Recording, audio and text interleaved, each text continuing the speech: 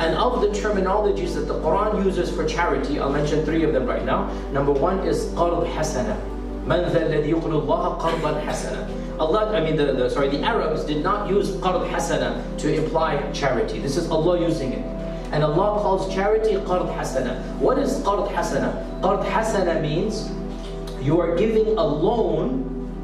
Okay, this is qard hasana, and it is allowed in Islam, and it is sunnah to give the amount back, and some give it. It's sunnah, it's not obligatory, and it can never be stipulated. If it's stipulated, it is riba. Okay, this is called qard hasana. You get the money back before it's due, more than you gave. And Allah is saying, who is gonna give me qard hasana?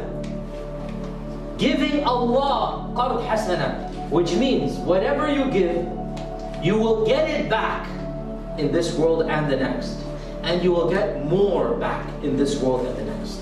This is one term that Allah used. Another term that Allah subhanahu wa ta'ala uses is zakat. And we all know zakat is our obligatory amount. And zakat is, again, a unique term that was not used in pre-Islam.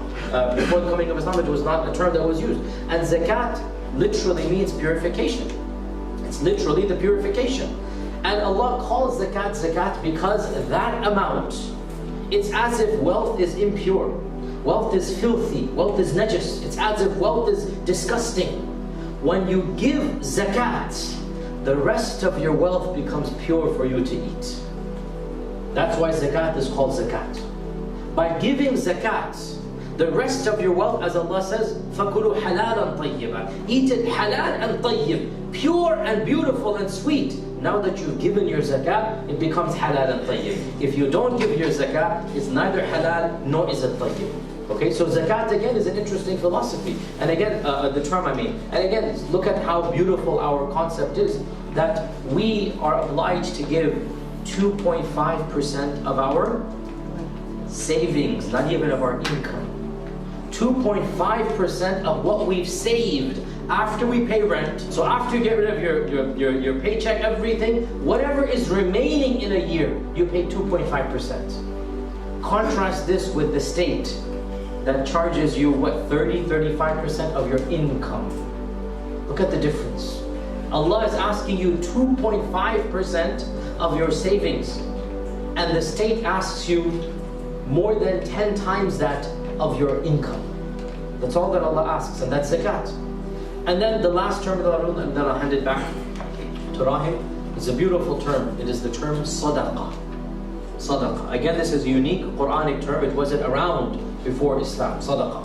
And sadaqah, you all know what sadaqah means because sometimes you use it in a phrase, Sadaqa Allahu al-Azim, right? And Abu Bakr is called Abu Bakr as-Siddiq. And we all know what sadaqah and Siddiq means.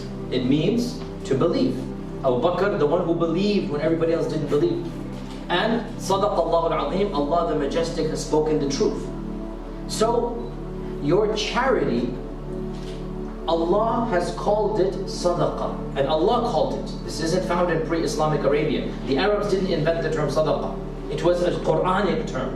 Allah coined the term that we now use as charity. It's a clear Quranic term, sadaqah. What has truth and belief got to do with charity?